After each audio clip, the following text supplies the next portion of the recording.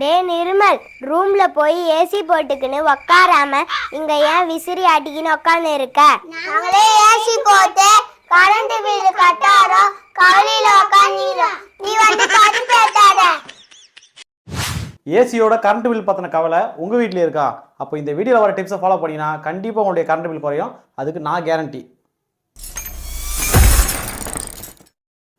என்னதான் ஸ்டெபிலைசர் குறைந்த கரண்ட்டை கன்சியூம் பண்ணாலும் ஏசி யூஸ் பண்ணாத நேரத்தில் ரிமோட்டில் மட்டும் ஆஃப் பண்ணிட்டு விட்டோம்னா ஏசியோடைய இண்டோர் போர்டு அண்டு ஸ்டெபிலைசர் இது ரெண்டுமே சேர்த்து குறிப்பிட்ட அளவு கரண்ட்டை கன்சியூம் பண்ணிட்டு தான் இருக்கும்.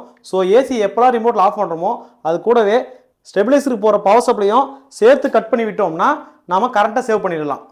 உங்களுடைய கதவுக்கு கீழே இருக்க கேப் சைஸ் ரொம்ப சின்னதாகவே இருந்தாலும் அது வழியாக போகிற கூலிங் காற்றுடைய அளவு ரொம்பவே அதிகம். ஸோ அந்த கேப்பை க்ளோஸ் பண்ணுறதுக்கு ஆன்லைனில் நிறைய பொருட்கள் அவைலபிளாக இருக்குது. அட்லீஸ்ட் வேஸ்ட் துணி ஏதாச்சும் போட்டோம் டெம்பரரியாக நீங்கள் அதை க்ளோஸ் பண்ணி வைக்கலாம். உங்களுடைய ரூம் நார்மலாகவே ஹீட்டாக இருக்குமா? அப்போது ஏசி ஆன் பண்ணுறதுக்கு முன்னாடி 5லேருந்து 10 நிமிஷம் எல்லா கதவு ஜன்னலையும் ஓப்பன் பண்ணிவிட்டு ஃபேன் போட்டு விட்டோம்னா ரூமில் இருக்கக்கூடிய ஹீட்டான ஏர் எல்லாமே வெளியே போயிடும்.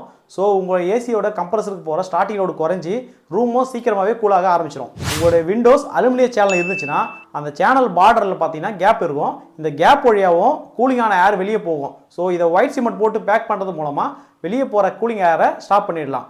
புதுசாக ஃபேன் வாங்கும்போது பிஎல்டிசி ஃபேன் வாங்குங்க. இது பழைய இண்டக்ஷன் ஃபேன் மாதிரி ஹீட் ப்ரொடியூஸ் பண்ணாது.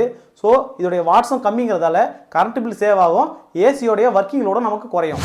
உங்கள் வீட்டில் பழைய குண்டு பல்பு சிஎஃப்எல் பல்பு இன்னும் யூஸ் பண்ணிருக்கீங்களா? இந்த 2 பல்புமே தொடர்ந்து ஹீட்டை ப்ரொடியூஸ் பண்ணிட்டு தான் இருக்கும். ஸோ எல்டி பல்பை ரீப்ளேஸ் பண்ணுறது ஒரு நல்ல கரண்ட் சேவிங் ஆப்ஷன். உங்கள் வீட்டில் பாத்திரம் துணி இப்படி எல்லாமே ஓப்பன் ஸ்பேஸில் வச்சுருந்தீங்கன்னா கண்டிப்பாக உங்களுடைய கரண்ட் பில் அதிகரிக்கும். ஏன்னா இது எல்லாமே ஹீட் அப்சர்வ் பண்ணக்கூடிய பொருள். நார்மல் டைமில் ஹீட் அப்சர்வ் பண்ணிவிட்டு ஏசி ஓடும்போது ஹீட்டை தொடர்ச்சியாக வெளியேற்றிட்டே இருக்கும்.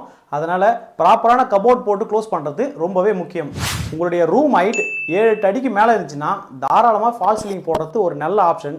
ஏசியோடைய இண்டோருக்கு மேலே காற்று உள்ளே வர்றதுக்கு 1 அடி ஸ்பேஸ் விட்டுட்டு மீதி ஸ்பேஸை ஃபால் சீலிங் போட்டோம்னா ரூமோடைய சைஸ் குறைஞ்சி ஏசியோட லோடும் குறையும். ஒரு மாதத்துக்கு அட்லீஸ்ட் 2 தடவையாச்சும் இந்த ஃபில்டரை நம்ம க்ளீன் பண்ணிவிட்டு போடணும். ஏன்னா இதில் டஸ்ட் அதிகமாக இருக்கும்போது ஏர் ஃப்ளோ குறைஞ்சி கூலிங் ரேட்டும் குறையும். கடைசி முக்கியமான tips cooling coil and blower இதை சர்வீஸ் பண்ணுறது தான். இதில் 2 செட்டு காயில் நமக்கு தெரிகிற மாதிரி விசிபிளாக இருக்கும். ஒரு செட்டு காயில் இதோடைய பேக் சைடில் இருக்கும். இதை தான் அதிகமாக டஸ்ட் படியும். ஸோ இந்த கூலிங் காயில் அண்ட் ப்ளோயர் வருஷத்துக்கு ஒரு தடவை வாட்டர் ஜெட்டை வச்சு சர்வீஸ் பண்ணும்போது நமக்கு கூலிங் ரேட்டும் அதிகமாகும், கரண்ட் பில்லும் குறையும். அதே டைமில் ஆஸ்துமா சுவாச பிரச்சனைகள் உள்ளிட்ட ஹெல்த் இஷ்யூஸும் வராமல் தவிர்க்கலாம். இந்த வீடியோவில் கரண்ட் பில்லை குறைக்கிறதுக்கு ரூமுக்குள்ளே என்னென்ன விஷயங்கள் பண்ணணும் அப்படின்னு சொல்லியிருந்தோம். இன்னும் அதிக டிப்ஸ்களோட அவுட்டோரில் என்னென்ன விஷயங்கள் பண்ணணும் அப்படிங்கிறத அடுத்த வீடியோவில் பார்க்கலாம். உங்களுக்கு இந்த வீடியோ பிடிச்சினா லைக் பண்ணுங்கள், ஷேர் பண்ணுங்கள்.